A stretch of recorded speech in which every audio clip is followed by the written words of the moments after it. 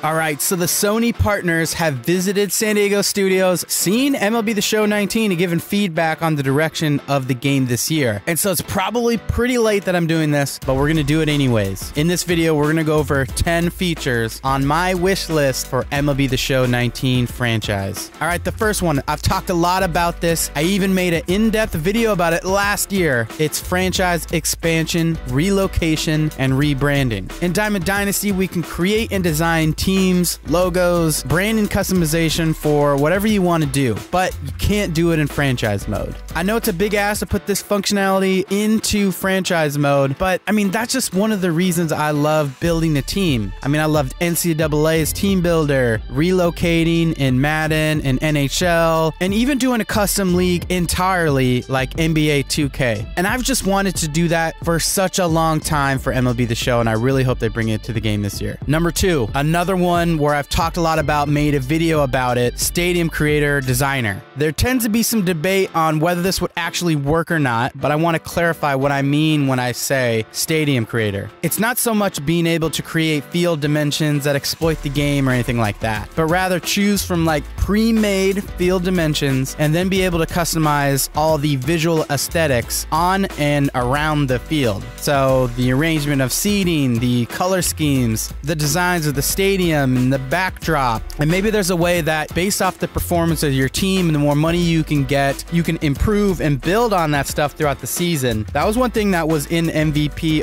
05 and 06. You could start a stadium and then you would build onto it based off how well your team did, how much money you made. In reality, it's about being able to design a whole new stadium in a new city. All right, the third one, the ability to shop a player. This is a simple one, but I think this would be one that would help tremendously when trying to find interest of players that you're trying to trade away from your team. Essentially, it's like simulating the process of a GM picking up the phone and calling around the other GMs to engage immediate interest on a player. There's some pretty good scenes in Moneyball where Billy Bean's doing this, and I'm not saying I want to like actually make the calls. Like, you want to be able to say shop a player and then immediately simulates those calls, and it gives you a bunch of options. This is something you can do in out of the park baseball, and it's probably one of the most used trading features that I use when playing that game. All right, number 4, in connection to shopping a player, trading for cash. There's a scene in Moneyball as well where Billy Bean's trying to trade away Ricardo Rincon for $225,000. This business side of the game is one that we rarely get to experience in MLB The Show, and it deepens the immersion of being able to be a GM of a baseball team. This is another simple ask, and I would just love to be able to do that. All right, number 5, once in a generation players. I made a video on this topic as well too. Over the last year, I've played more than 25 seasons of franchises for different teams, and sure, there's been some decent players along the way, but rarely do you see a player of the caliber of Mike Trout, A-Rod, Barry Bonds, and many more. As a matter of fact, in the DLB draft last night, there was one player that was a 99 overall, but if you look at some of his potential caps, when I went back and looked at his player card, I wouldn't say that he's a once-in-a-generation player. I would just say he's a really good player. Like, he wouldn't be Mike Trout, but he still would be pretty good. I'd love to see at least one player per rookie class denoted as an A+ potential player with faster progression. That brings us perfectly into player progression, which is number 6, development traits. Right now, all of the players regress and progress at a comparable speed based on their potential rating and age. But similar to Madden, I'd love to see development traits that range from slow, normal, quick, superstar, and legendary that dictate how fast a player will progress to their potential. I believe this would help with, these once-in-a-generation players, because that A potential player, maybe with legendary progression coming out of high school, this would be like A-Rod, because they would be a 90 overall or so at age, 19, 20. This would really help with some of those MLB players that would be ready in a couple of years. All right, number 7, Fog of War. One thing that was implemented to NHL this year that I really liked was Fog of War. Sure, it could have been implemented a little bit better, but the concept is solid.